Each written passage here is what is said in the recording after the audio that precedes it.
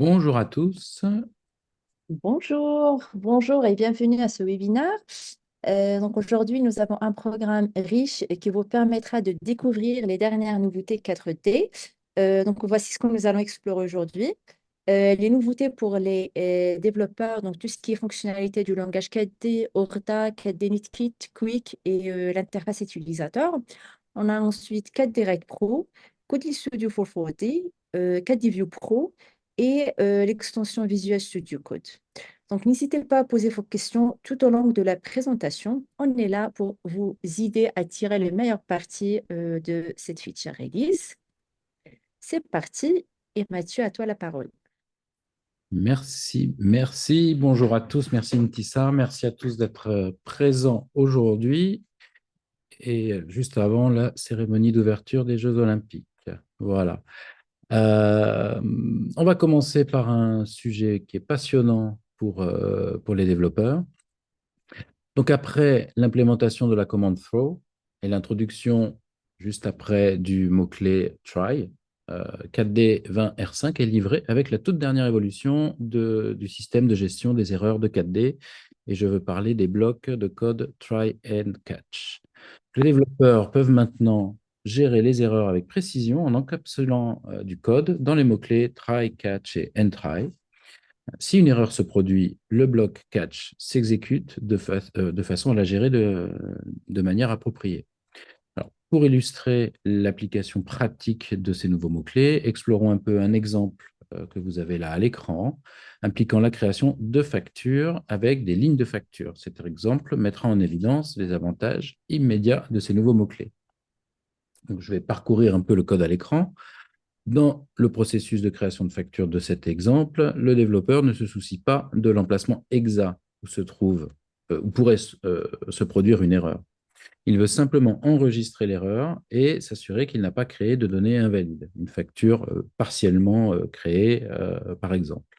Donc la fonction reçoit l'entité client et la collection d'articles et la référence de la facture en tant que paramètre, c'est ce qu'on voit tout en haut. Une transaction démarre au début de la fonction pour protéger l'intégrité des données pendant le processus de création. Tout le code de création est protégé dans un bloc de code try. Et si la facture et les lignes de facture ont été créées sans erreur, eh bien, la transaction va être validée à la fin du bloc try.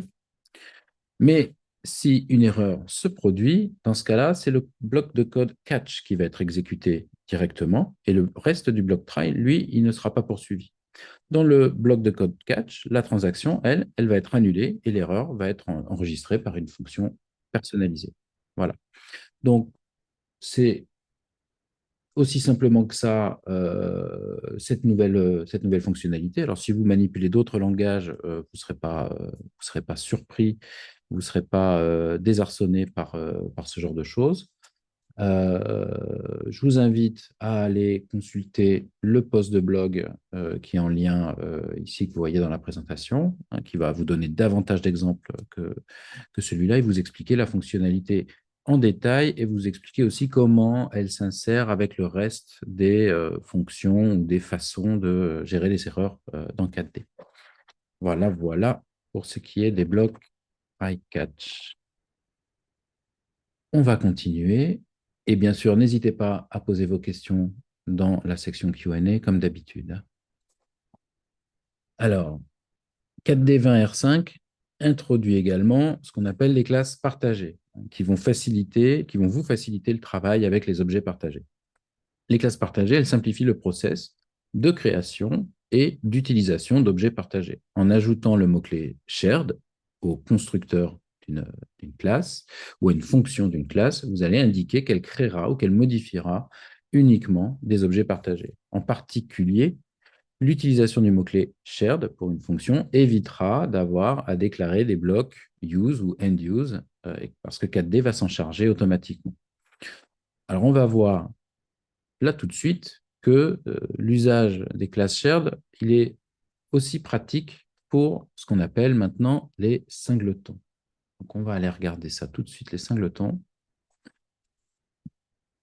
Les singletons, c'est également une nouveauté qui est introduite par 4D20R5 et c'est vraiment très utile, les singletons. Un singleton, c'est un objet qui est accessible depuis n'importe quel endroit de votre application. Les singletons, ils offrent une multitude de fonctionnalités. Ils peuvent servir de conteneurs pour des valeurs ou des variables, on va dire, interprocessus. Ils peuvent servir aussi de classe utilitaire dans laquelle vous allez mettre du code utilitaire pour pouvoir le retrouver à tout moment dans votre application sans avoir forcément à réinstancier quelque chose.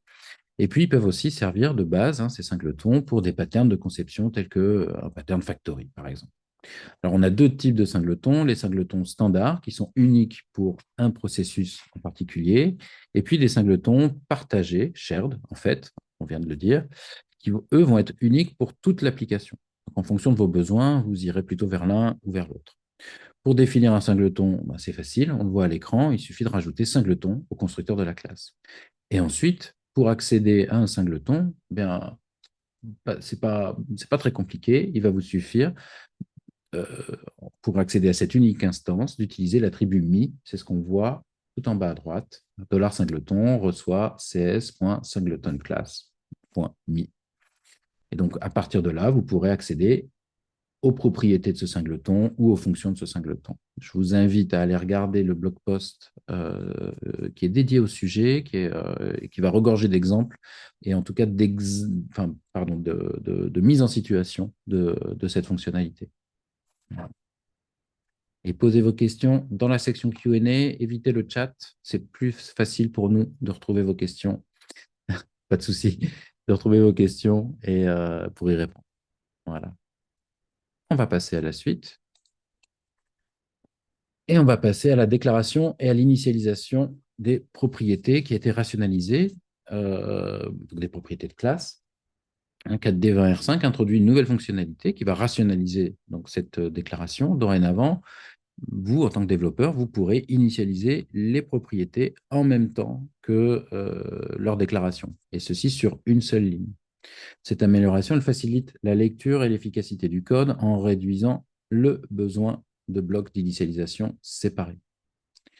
Cela vous permet de créer des bases de code plus propres et plus faciles à maintenir. Vous avez donc plusieurs options. On les voit là. Vous avez le type le type peut être inféré, c'est-à-dire que le type de la propriété va être automatiquement déduit par le compilateur ou l'interpréteur en fonction de la valeur que vous fournissez. C'est-à-dire c'est le deuxième exemple sur cette sur cette slide à gauche, hein, le deuxième exemple en bas à gauche. Ou alors, vous pouvez déclarer à la fois le type tout en initialisant la propriété. Là, vous la déclarez explicitement et vous vous assurez du type qui sera choisi pour cette propriété. Voilà. Donc là, vous avez différents exemples de déclaration de propriété à l'écran. Pour davantage de détails, encore une fois, il faut vous rendre sur le blog. On va passer à la suite avec un nouvel objet de session pour, cette fois-ci, les connexions client-serveur. Alors, on avait déjà dans 4D une commande session, un objet session qui était dédié au process web. Et là, 4D20R5 enrichit la fonctionnalité de cette commande session en étendant sa prise en charge aux connexions client-serveur et aux procédures stockées, en plus donc des sessions web et mobile déjà existantes. Cette commande, elle va retourner un objet 4D session qui offre des propriétés telles que l'ID de la session, une propriété info, une propriété storage très utile et username. Avec ça, vous allez pouvoir beaucoup mieux gérer l'utilisation des informations liées à l'utilisateur, mais aussi vous en servir pour quelque chose de très spécial qu'on va vous montrer juste après, c'est-à-dire vous servir pour restreindre les données qui sont affichées à l'écran, par exemple, ou qui sont retournées par une requête ORDA. Et on le voit juste après, mais encore une fois, sur ce sujet, davantage d'informations sur notre blog. Et on va donc passer à la restriction des données sur les entity sélections, sur les sélections d'entités. Alors, on va faire un petit rappel.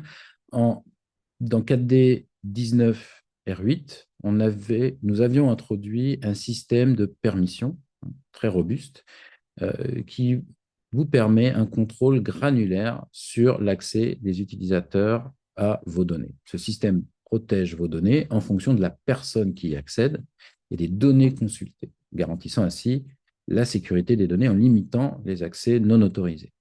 Donc ça vous permet concrètement, avec un utilisateur qui a certains privilèges, d'avoir accès à certaines tables, certains attributs de table ou certaines fonctions dans votre application.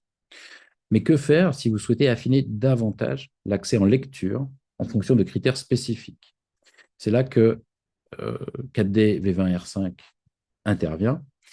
Hein. Avec cette nouvelle fonctionnalité de restriction, vous pouvez restreindre la lecture des données selon certains critères que vous pouvez, par exemple, obtenir depuis l'objet session de l'utilisateur. Dans l'objet session, vous pouvez avoir un identifiant utilisateur que vous pouvez utiliser dans l'événement restrict de votre data class. Par exemple, ici, il s'agit de retourner une sélection de clients et vous allez pouvoir systématiquement poser un filtre pour que toute sélection de clients qui est retournée par un ds.customers.all, par exemple, soit limitée aux clients que peut voir, là en l'occurrence, un vendeur. Voilà. Alors, ce qu'il faut noter, c'est que cette fonctionnalité, elle va fonctionner uniquement avec des requêtes ORDA. Elle ne fonctionnera pas avec du code classique 4D. Mais c'est une fonctionnalité qui est très, très, très utile pour vraiment affiner ce que vos utilisateurs peuvent voir. C'est-à-dire que c'est très profond dans la définition de votre data class. Ce sera très difficilement détournable par quelqu'un qui serait éventuellement mal intentionné. Voilà. Beaucoup d'exemples et beaucoup de mises en situation dans notre blog avec, comme d'habitude, des bases de données exemples. Voilà, on va continuer avec une gestion simplifiée des composants. 4D20R5 introduit une fonctionnalité qui simplifie donc la gestion des composants. On appelle ça le gestionnaire de dépendance. Alors, fini le stockage des composants du projet dans le dossier Components. Désormais, avec cette fonctionnalité, vous pouvez utiliser des fichiers qu'on appelle dependencies.json et environment4d.json. Je vous laisserai aller consulter le post de blog pour avoir davantage de détails sur ces deux fichiers et à quoi ils servent. Et concrètement, ça vous offre à vous, développeurs, une meilleure vision, une meilleure gestion des dépendances et la possibilité de personnaliser les chemins d'accès aux composants. Alors, de plus, hein, vous pouvez désormais accéder à une interface utilisateur qui vous montrera les composants stockés dans les dossiers components de 4D, mais aussi de votre projet. Et donc, cet écran, il est disponible dans le menu Design, dépendance du projet. Et, alors, cette interface, ça n'est qu'un début. Et prochainement, dans les prochaines feature release de 4D, vous pourrez également ajouter ou gérer directement les dépendances. Voilà, voilà. Encore une fois, mais je me répète, davantage d'informations sur notre blog. On va passer à la partie projet avec l'amélioration de la gestion des catalogues. Nous avons apporté des améliorations importantes pour la gestion de configuration de vos projets 4D en tenant compte de vos retours sur le forum. Il y avait une grosse demande de nouvelles features sur ce sujet-là, qui a été pas mal appuyé, et donc on s'est mis au travail. Donc, auparavant, tous les détails du catalogue, on le voit à gauche, tels que les couleurs, les positions de table, des champs ou des relations, étaient stockés dans un même fichier catalogue.4D catalogue.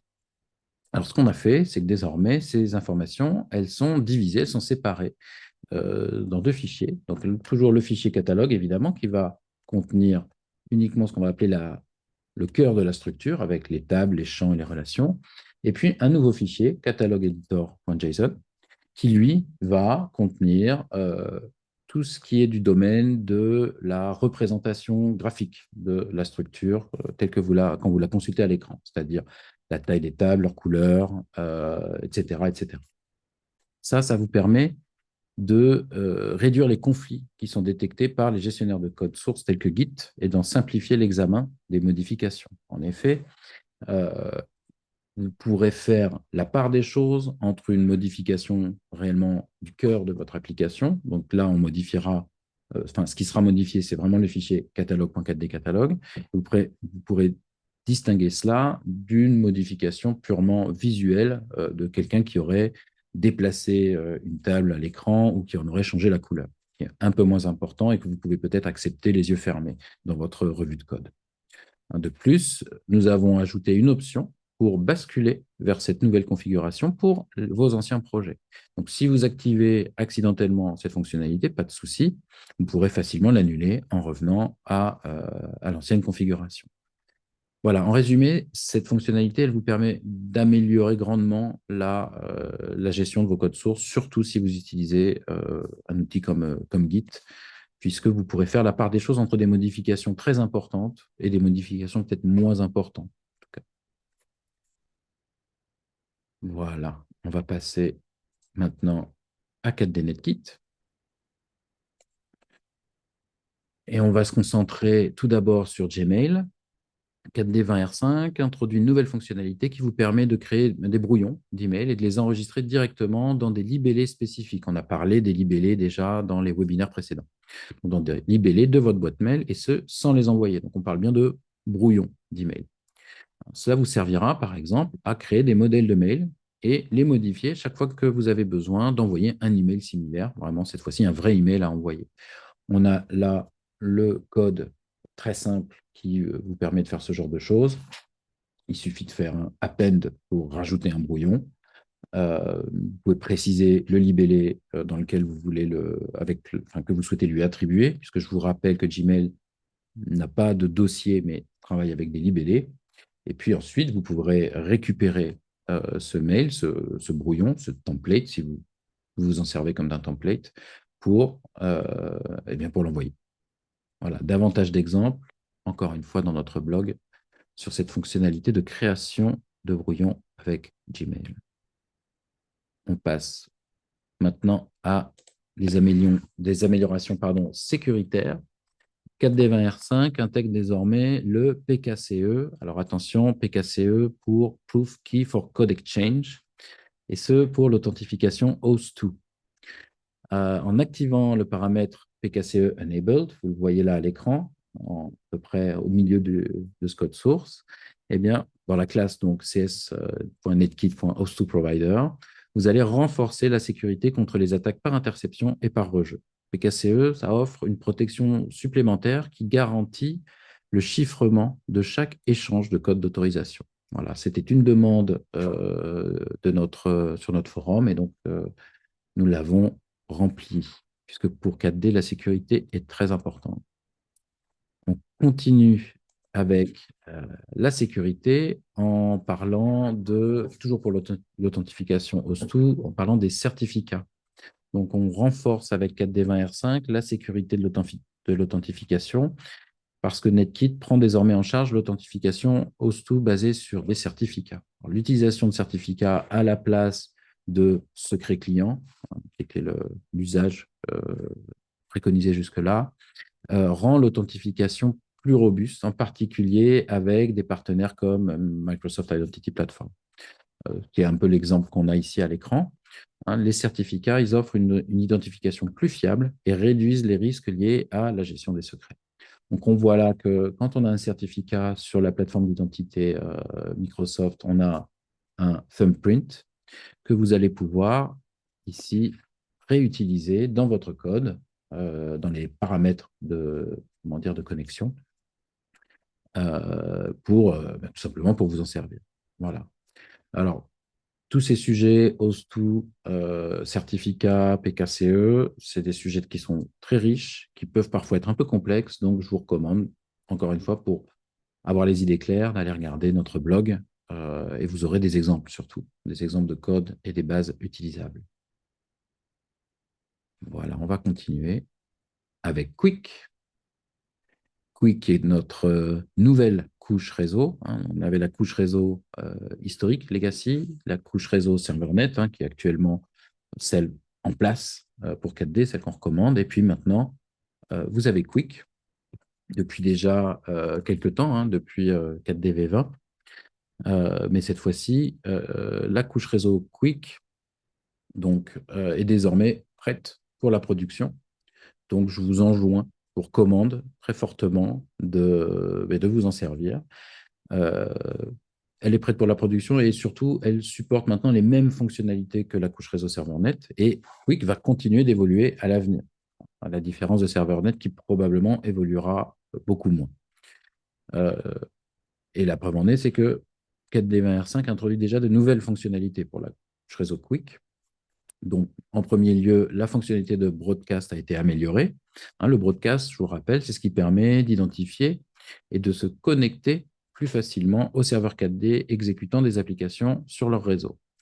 Le broadcast, il a été amélioré pour fournir des listes de serveurs plus précises. Par exemple, les serveurs enginés qui exécutent une application différente de celle du client, eh bien, ils seront plus proposés dans le broadcast. Et pour finir, la couche réseau Quick améliore le support d'IPv6 par rapport à serveur.net. Voilà. Donc, ce qu'il faut retenir, c'est que Quick est prêt pour la production.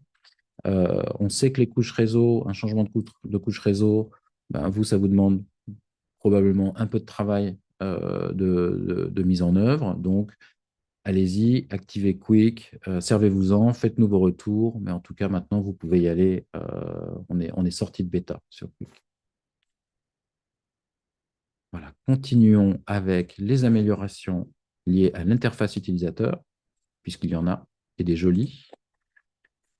4D20R5 vous offre maintenant une liberté de création, enfin, davantage de liberté de création pour l'apparence de vos applications. Vous avez donc deux nouveaux types de fenêtres qui vont vous permettre de concevoir vous-même une barre de titre et d'y ajouter vos propres éléments, tels que des boutons ou un champ de recherche, ou tout ce que vous voulez en fait. Vous pouvez ainsi personnaliser entièrement l'apparence de votre application selon vos besoins et ceux de vos clients. Et ce n'est pas tout, nous avons également introduit plusieurs nouvelles commandes conçues pour rationaliser votre processus de développement. Donc, je parle de commandes qui vont vous permettre de faire un Reduce Restore Window, qui permet de réduire une fenêtre dans la barre de titre sur Windows ou dans le dock sur macOS, hein, et inversement. Is Window Reduced vous indiquera si la fenêtre est réduite dans la barre de titre sur Windows ou dans le dock sur macOS. Is Window Maximized vous indiquera si la fenêtre est maximisée. Grâce à ces nouveautés, vous gagnez en flexibilité pour l'apparence de vos applications et en productivité pour vos développements. Alors, encore une fois, un post de blog ici, dans lequel vous aurez accès à une application exemple qui vous permettra, voilà, qui mettra en scène ce genre de fenêtre, hein, dans lequel vous avez une barre de recherche dans la barre de titre, par exemple. Hein. La fenêtre de zoom que vous avez actuellement sous les yeux fait un grand usage de ça. Et vous verrez que vous avez maintenant bien davantage de liberté et vous avez ici une déclinaison de ces fenêtres sous Windows. Voilà. Et donc, nous sommes arrivés au bout des nouveautés pour les développeurs. On va passer en revue les questions. Première question, peut-on considérer qu'un singleton non partagé pourrait servir de storage process? Alors, oui, la réponse est oui. Et ce singleton, il sera accessible uniquement pour le process en particulier. Mais oui, c'est le cas. Question complémentaire, pour affecter, on ferait un use singleton me ou juste un use 16.singleton? Bonne question. Je ne sais pas ce qu'on entend exactement par affecter, mais non, en fait, pour faire l'affectation, vous ferez un cs.singleton.me, la propriété, par exemple, ou un getter ou un setter. Il n'y a pas besoin, en théorie, à mon sens, de faire un use, si je comprends bien la question. L'accès concurrentiel, il est géré par 4D.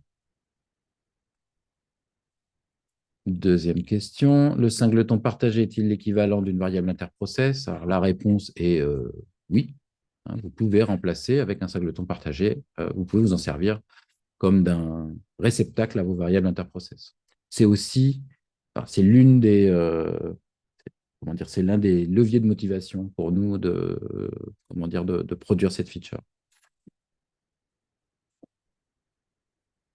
Est-ce que du coup, les singletons sont bien compatibles avec le préemptif? Oui, si vous mettez votre fonction en type shared, 4D va automatiquement en fait gérer des blocs use and use. Ça va vous permettre de vraiment faciliter l'écriture de votre code. Alors, bon, vous le verrez à l'usage, 4D va gérer automatiquement l'écriture et la lecture pour les variables, enfin pour les propriétés du singleton. Par contre, si vous faites appel à d'autres choses, à d'autres objets partagés, là, il faudra toujours utiliser des blocs use and use dans votre singleton, pour tout ce qui est en dehors de votre singleton. En fait. Ça, vous le verrez à l'usage. C'est très facile de toute façon.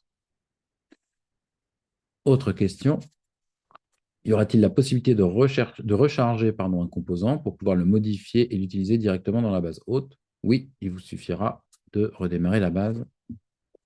Merci. Et on a d'autres questions encore. Le singleton est-il partageable entre le code de 4D serveur et celui de 4D client? Euh, Bonne question. À mon sens, le singleton, il est sur le serveur. Je ne suis pas certain, enfin, il est sur le serveur ou sur le client, mais à mon sens, il n'est pas partageable. Mais on pourrait mieux vous répondre là-dessus. Je vous avoue que je n'ai pas exploré moi-même cette question-là. Peut-être que dans l'équipe ici présente, on aura une réponse plus précise. Comment se comporte la méthode onErrorCall quand il y a un try-catch? Alors ça, vous avez vraiment le descriptif complet dans le post de blog qui vous explique un peu comment tout ça s'enchasse. Mais onErrorCall, elle continue de fonctionner. Elle continue de fonctionner. Vous pouvez utiliser onErrorCall en même temps que du try-catch. Maintenant, ça va être, à mon sens, le try-catch qui aura une priorité.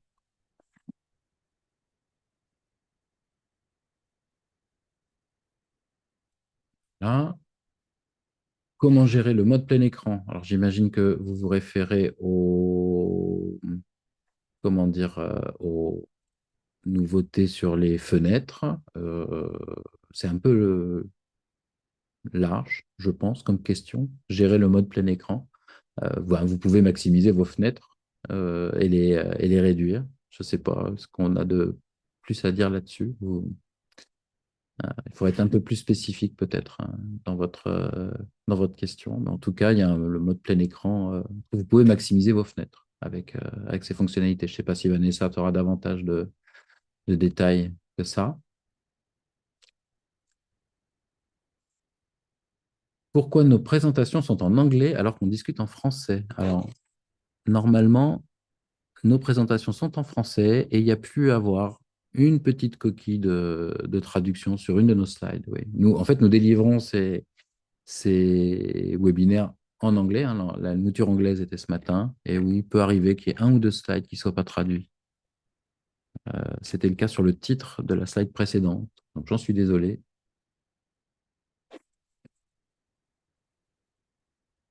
Voilà, continuons. Est-ce que nous recommandons Quick dans n'importe quel cas? Oui, je ne sais pas quel cas vous pensez, mais oui, nous recommandons Quick dans n'importe quel cas.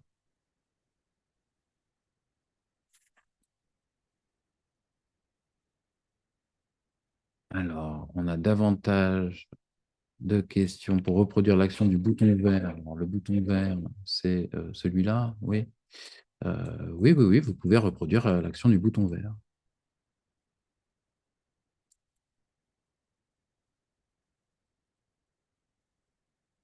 Ah, et dernière question, l'idée était de pouvoir, donc sur les composants, sur la mise à jour du composant, pouvoir ne pas avoir à redémarrer la base haute. Ça, je ne sais pas si ce sera possible. Faites toujours une demande de feature si vous vous sentez un peu gêné par le fait de devoir redémarrer la base haute. Alors, une question sur les optimisations apportées par Quick. Avons-nous des stats ou des retours d'expérience en WAN ou en LAN? Alors, pour tout vous dire, nous, on a, avant de, comment dire, de déclarer Quick comme étant prêt pour la production, nous avons, nous, fait des tests assez massifs sur des instances déployées chez Amazon, hein, chez AWS, et on a constaté une bien meilleure tenue de la charge que que ServerNet avec Quick. Voilà. Je n'ai pas de chiffre précis à vous donner, mais on pense même à rendre Quick maintenant euh, l'option par défaut lorsqu'on crée un nouveau projet. Ce sera le cas, je pense, très bientôt. Euh, et à ce stade, on a que des bons retours sur Quick. Oui, Quick, dès à présent, 20R5. Oui, oui, le Quick de la 20R5. Celui que vous avez, que vous pouvez, la feature release que vous pouvez télécharger. On continue sur la discussion plein écran. Alors, il y a peut-être un sujet, d'accord, vous faites la différence entre maximiser une fenêtre ou plein écran. Bah, écoutez, regardez un peu avec la 20R5 ce que vous arrivez à faire. Et puis, si vous manque quelque chose sur le forum, vous pouvez très bien nous interpeller si vous pensez qu'on a oublié quelque chose. Dernière question pour le moment dans le chat. Quels sont les avantages majeurs de Quick? Alors, les avantages majeurs, c'est que déjà, c'est plus moderne. On se base euh, sur des technologies qui sont plus modernes et plus récentes. Et vous aurez une meilleure tenue de vos connexions client-serveur en cas de réseau un peu instable. Bon, ça fait pas de magie. C'est-à-dire que s'il n'y a pas de connexion, si vous avez une perte de connexion, ben, il y a une perte de connexion, c'est comme ça, c'est la vie. Mais par contre, on a, nous, constaté une meilleure tenue des connexions lorsque le réseau a un peu dératé. Voilà. Effectivement, merci pour la précision. Je ne voulais pas rentrer dans ce genre de détails, mais Quick, on est en UDP alors que ServerNet est en TCP. Mais ça, c'est plus technologique que de l'avantage. Voilà. Pourquoi Quick n'est pas disponible en mode binaire? Ça, ce sont comment dire, c'est pas vraiment un choix, c'est davantage une contrainte qu'un choix. Euh, Quand on peut apporter des fonctionnalités à la fois en mode projet et en mode binaire, on le fait. En l'occurrence, pour Quick, ça n'était pas jouable. Euh, et donc, oui, Quick n'est pas disponible en mode binaire. C'est que c'est une question de coût.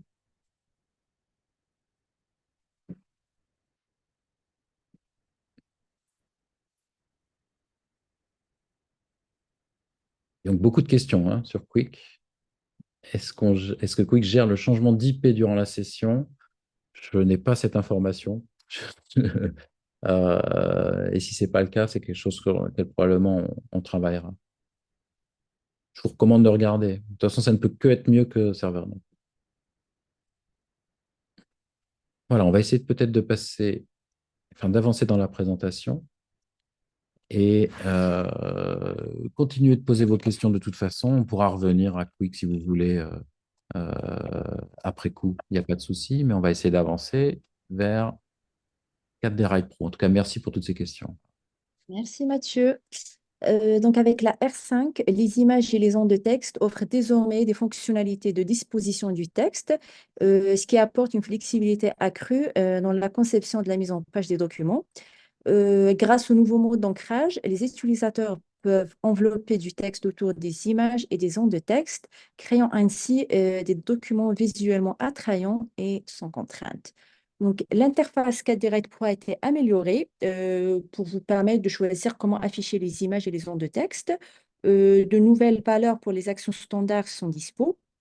Et vous pouvez également ajuster ces paramètres par programmation en utilisant des nouveaux attributs.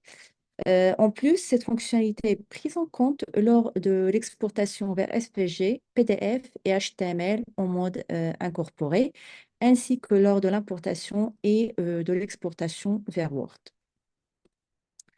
La deuxième feature 4D Write Pro, donc voilà, la R5 vous permet désormais de gérer les sauts de section via l'interface utilisateur. Et la mise à jour de l'interface introduit des menus accessibles par deux boutons. Le premier bouton, comme auparavant, permet d'insérer des sauts de section, pardon, et le second bouton propose des options pour différentes pages. Et cela facilite la personnalisation au sein des sections, comme distinguer la première page des suivantes ou différencier les pages de droite et de gauche directement à partir de l'interface. Donc, de plus, le nouveau menu permet de supprimer facilement les en-têtes et les pieds de page des sections et sous-sections. Et la dernière feature Cadirect Pro, ouais, donc voilà, la R5 fait tomber la barrière des 1000 lignes. Donc cette limite auparavant imposée et gérée par Cadirect Pro n'est plus. Désormais, la taille de votre tableau est uniquement limitée par la mémoire disponible. Donc vous pouvez associer des sources de données à vos tableaux, permettant un remplissage automatique et sans contrainte. Cela vous offre une flexibilité accrue pour la création de documents volumineux et richement alimentés en données. Donc voilà, les trois features 4D Red Pro. Est-ce qu'on a des questions Non. Non, le flot de questions s'est tari. Ok, donc on peut Ok. continuer.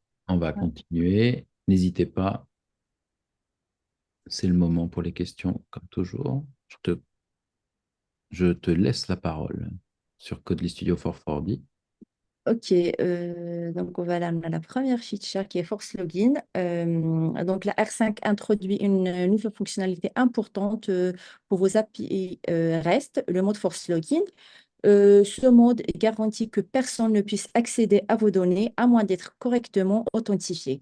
Donc, il exige une authentification réussie avant que toute donnée puisse être consultée ou manipulée via les API REST.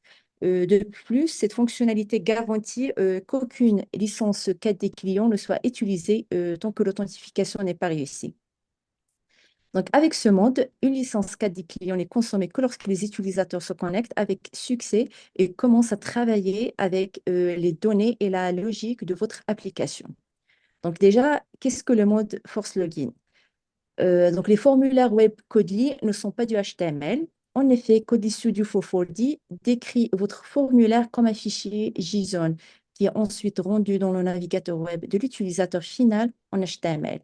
Et pour qu'un formulaire Codely soit rendu dans le navigateur web de l'utilisateur final, une requête REST est déclenchée depuis le navigateur pour télécharger le JSON du formulaire à partir du serveur. Les actions ultérieures de l'utilisateur final sur le formulaire déclencheront également des requêtes REST pour gérer les données et appeler des fonctions des classes de modèles de données ORDA sur le serveur. Donc, avant la R5, comme pour toute autre requête REST, le serveur crée et maintient une session web pour héberger le stockage de sessions et les privilèges de session. Et une licence 4D client est consommée simultanément. Par conséquent, si vous implémentez un simple formulaire d'authentification qui a un champ de login et de mot de passe, avec Codely Studio 440, dès que votre utilisateur final atteint ce formulaire, une licence 4D client est consommée avant même le début du process d'authentification. Donc, la licence 4D client consommée n'est libérée que lorsque la session web est fermée, après un délai d'inactivité de moins d'une heure ou un redémarrage du serveur. Cela peut entraîner un manque de licence 4D client dispo pour permettre aux utilisateurs de travailler avec votre application. Mais avec la R5, donc, vous pouvez utiliser le nouveau mode Force Login pour améliorer la situation. Donc, ce mode profite aux applications Codely Studio 440 car il améliore ce process. Il vous aide à contrôler la consommation des licences 4 des clients et vous pouvez désormais libérer une licence 4 des clients lorsque l'utilisateur a fini d'utiliser l'application et qu'il se déconnecte. Donc, pour résumer, avec le mode Force Login, les licences ne sont consommées que lorsque les utilisateurs commencent à travailler avec les données et la logique que votre serveur REST dessert. Cela signifie donc la réduction de la consommation de licences. Les formulaires de connexion ne consomment plus de licences. Amélioration de l'expérience utilisateur. Les utilisateurs peuvent tenter de se connecter sans impact sur les licences dispo et une meilleure gestion des ressources. Donc, la licence est libérée une fois qu'un utilisateur quitte l'application. Donc, une feature très, très intéressante pour ceux qui utilisent. Ouais. Ouais, je vous le précise que ce n'est pas forcément explicite là, mais on le voit en fait. La libération de licence, j'anticipe la question qu'on aura, elle se fait via un bouton de déconnexion que vous placez dans votre application Codely et qui permet donc la déconnexion. Donc concrètement, la licence est prise au moment de l'authentification via l'exécution d'une fonction serveur Authentify, et puis l'utilisateur va lui-même va choisir à un moment de se déconnecter en cliquant sur un bouton de votre interface, et ça libérera instantanément la licence, et ça nettoiera également la session. Voilà. Mais merci. Alors, ensuite, ok. Et donc, on a les composants personnalisés qui sont des blocs de construction créés par des utilisateurs pour répondre à des besoins spécifiques ou introduire des fonctionnalités particulières non couvertes par l'ensemble par défaut des composants intégrés de Kodi Studio 440. Donc, ces composants sont développés en utilisant React, offrant une base flexible et puissante pour les développeurs. Donc, les avantages des composants personnalisés, on a déjà des fonctionnalités uniques, donc répondez à des besoins spécifiques de votre application web entreprise. Fonctionnalités étendues, introduisez des fonctionnalités qui ne sont pas disponibles dans les composants intégrés par défaut. Flexibilité et puissance, donc le framework React utilisé pour développer ces composants offre une grande flexibilité et des possibilités étendues. On a une gestion optimisée dans Kodi Studio. Donc, les composants personnalisés sont gérés dans Kodi Studio pour garantir des performances optimales au même niveau que les composants intégrés. Cela permet d'éviter tout impact négatif sur les temps de réponse et d'interaction de votre application. Donc voilà, un développeur React compétent peut exposer les widgets de l'interface utilisateur de manière à ce que chaque développeur Kotlin puisse les utiliser par glisser, déposer un drag and drop et en utilisant les propriétés sans avoir besoin d'écrire une seule ligne de code. Donc, nous fournissons plus d'une douzaine de composants pour le moment et d'autres sont à venir. Donc voilà, la communauté est en pleine expansion et ses membres créent en permanence des composants personnalisés. Et ces composants sont généreusement partagés et téléchargeables gratuitement au sein de la communauté. Donc, si vous souhaitez contribuer à cet effort collectif en partageant vos propres composants personnalisés, nous vous invitons à le faire sur la page Custom Component, donc sur GitHub. Je vais juste rajouter un petit commentaire sur l'aspect composants personnalisés. Nous, on se rend bien compte avec Codely Studio qu'on ne peut pas forcément fournir toute l'étendue que vous voudriez avoir, vous, en termes de composants. Je pense à un agenda ou un calendrier. Il y a des centaines de façons de faire un calendrier. Et il serait illusoire, comme beaucoup d'autres, finalement, plateformes ou beaucoup d'autres outils de ce style, il serait illusoire d'imaginer que de façon simplifiée, vous fournir toute cette variété. Donc, on vous offre là plus qu'un kit de développement pour développer et éventuellement partager les composants que vous souhaiteriez avoir, vous, dans votre application Codely, si jamais vous ne trouvez pas votre bonheur dans les composants existants.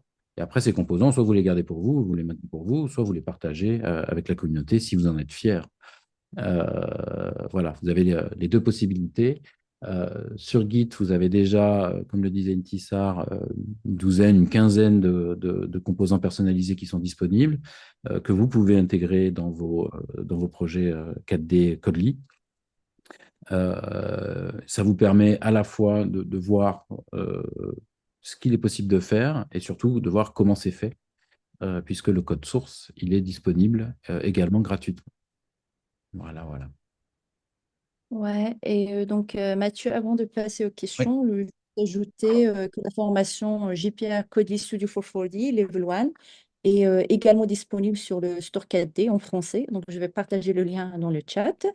Et cette formation donc, se concentre sur l'exploitation des applications 4D existantes. Donc, que votre application soit développée depuis 10, 20 ans, même plus. Donc, vous allez découvrir à quelle vitesse vous pouvez intégrer déjà des écrans web.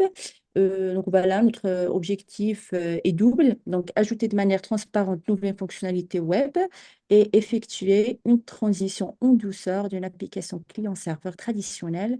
Donc, voilà, vers une plateforme entièrement basée sur le web. Alors, on a une question sur Codely, question amusante. Pourquoi Codely s'appelle-t-il Codely? C'est une excellente question, vraiment. Vraiment, je ne sais pas quoi répondre d'ailleurs. Nous, on a trouvé ce nom-là très bien. Vous pouvez, voilà, il n'y a pas de raison particulière au fait que Codely s'appelle Codely. Mais on aime beaucoup ce nom. Et ça marche bien avec un codelard, Codely Codelard. Voilà, Codely, Codeler. Faire beaucoup de jeux de mots avec. Donc, voilà. A priori, pas d'autres questions. Donc, on passe à KDView Pro. Oui, on peut juste conclure un tout petit peu sur Codely Studio. On va avoir dans le courant de la prochaine, fin de la bêta en cours, on aura une petite communication. La Codely est encore en développeur preview, mais ça va changer très prochainement.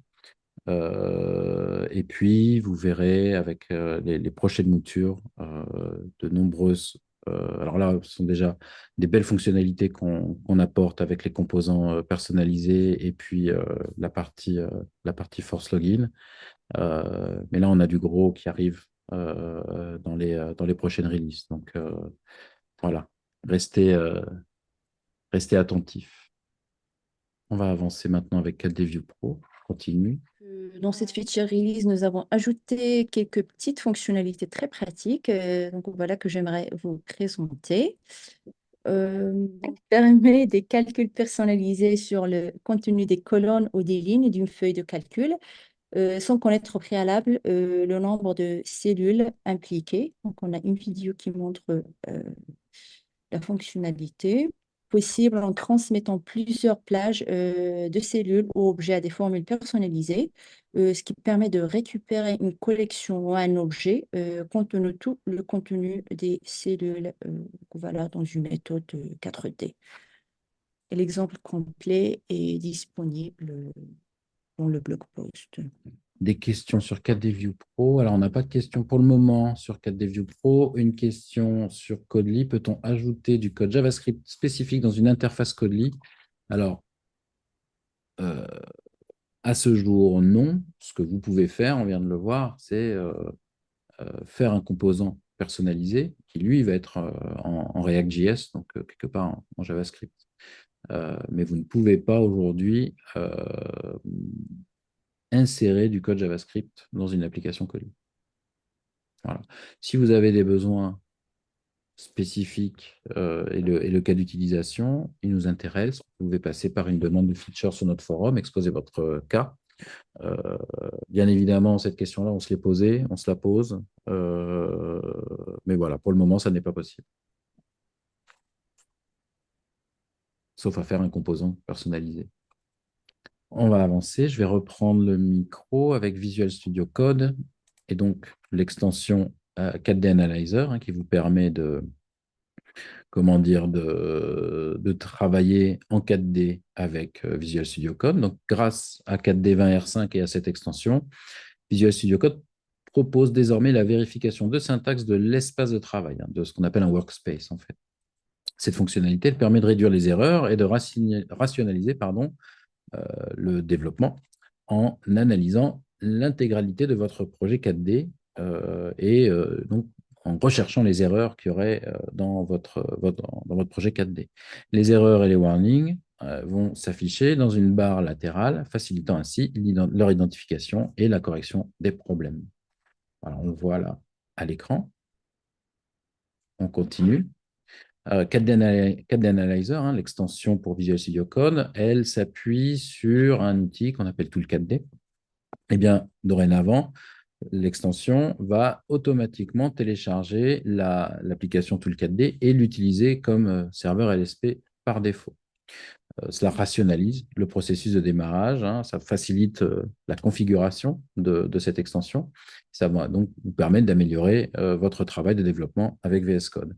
Alors, si jamais vous n'êtes pas confort avec le fait qu'il y ait cette mise à jour automatique de tout le 4D, vous pouvez désactiver cette option si vous souhaitez utiliser une version spécifique de tout le 4D qui serait déjà installée sur votre système. L'intérêt de cette mise à jour automatique, c'est qu'en fait, vous aurez les dernières nouveautés du langage directement disponibles donc, dans Visual Studio Code. Voilà. Allez, vous pouvez avoir davantage de détails, encore une fois, sur le blog. Et on va parler maintenant des GitHub Code Spaces. Euh, les code spaces de GitHub simplifient le développement à distance, hein. Ils permettent l'édition d'un dépôt directement depuis n'importe où, ou alors via Visual Studio Code ou via l'application Code Spaces. L'intégration des projets 4D permet aux développeurs d'améliorer leur expérience de codage grâce à des outils comme 4D Analyzer, on vient d'en parler, qui proposent des fonctionnalités telles que la coloration syntaxique ou la complétion automatique du code. On l'a vu précédemment, 4D Analyzer télécharge et met à jour automatiquement la version de l'application Tool 4D que vous avez définie. Et donc 4D a publié une version dédiée de Tool 4D pour GitHub afin de permettre tout cela dans un environnement CodeSpace. Donc, pour savoir comment procéder, on a une vidéo de démonstration très intéressante, hein, qui dure à peu près 8 minutes, donc on ne va pas vous la montrer ici, mais elle est disponible dans dans le post de blog. Concrètement, là, vous êtes capable, avec un GitHub Codespace, de modifier un dépôt à plusieurs et de gérer vos pushes, vos pulls, etc., etc. C'est très intéressant comme fonctionnalité. Voilà, voilà. Et tout ceci, évidemment, en mode projet. Voilà. Y a-t-il des questions sur la partie Visual Studio Code ou des questions sur le reste, puisqu'on arrive à la fin de la session d'aujourd'hui, à la fin de ce webinaire?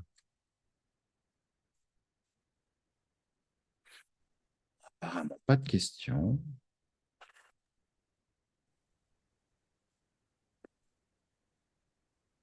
Donc, on va pouvoir avancer. Ah, si, une question. Est-ce qu'on connaît la durée de vie du mode binaire? Cette question revient à chaque webinaire, presque.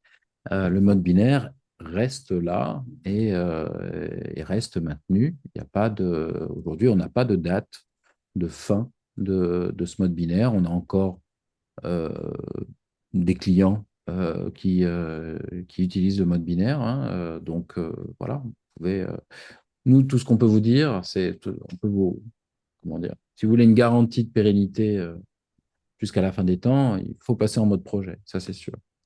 Euh, on fera probablement une communication un peu sur les statistiques d'usage, hein, du mode binaire versus le mode projet. On l'avait fait il y a quelque temps, il y a un peu plus d'un an, je pense. On pourra refaire cette statistique-là puisqu'on a des données un peu plus à jour, mais aujourd'hui, on a une majorité de nos clients, une grande majorité de nos clients qui sont déjà passés en mode projet. Et on le voit notamment chez les clients qui déploient beaucoup.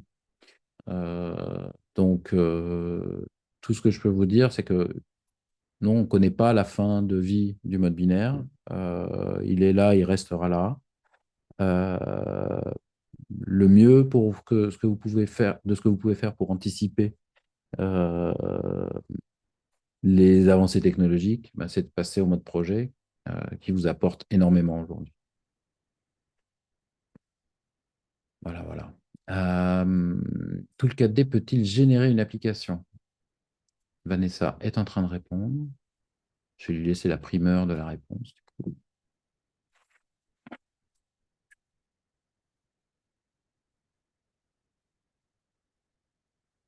Oui, merci Vanessa. Oui, oui, Tool4D peut générer une application. Voilà, je ne sais pas s'il y a d'autres questions, mais je vous propose du coup de clôturer. On est à 5 minutes de la fin. Bien sûr, si vous avez d'autres questions, le forum est là. Donc, bon, je pense que je l'ai tellement répété, je ne sais pas si je vais le redire encore, mais allez sur le blog, c'est une mine d'informations, une mine d'exemples. Voilà, tout ce que je peux vous dire, c'est allez, allez sur le blog, allez consulter le blog. Vos commentaires sont importants. Vous recevrez, comme d'habitude, un petit sondage pour nous faire part de vos commentaires et vos remarques. Donc, répondez-y puisqu'on les regarde. Et il n'est pas impossible que le format de ce webinaire change un peu prochainement euh, du fait justement de vos commentaires. Donc, allez-y, faites-nous vos commentaires, vos suggestions. Voilà, on va Alors, on a une toute dernière question, donc on va la prendre. Est-ce que Tool4D peut générer une appli avec des plugins? Vanessa est en train de répondre. La réponse est oui. Tool4D peut générer une application avec des plugins. Par contre, si vous avez besoin de compiler, il faut ouvrir la base que vous voulez compiler avec Tool4D. Voilà, j'espère que la réponse est claire pour vous. Et nous allons pouvoir nous quitter.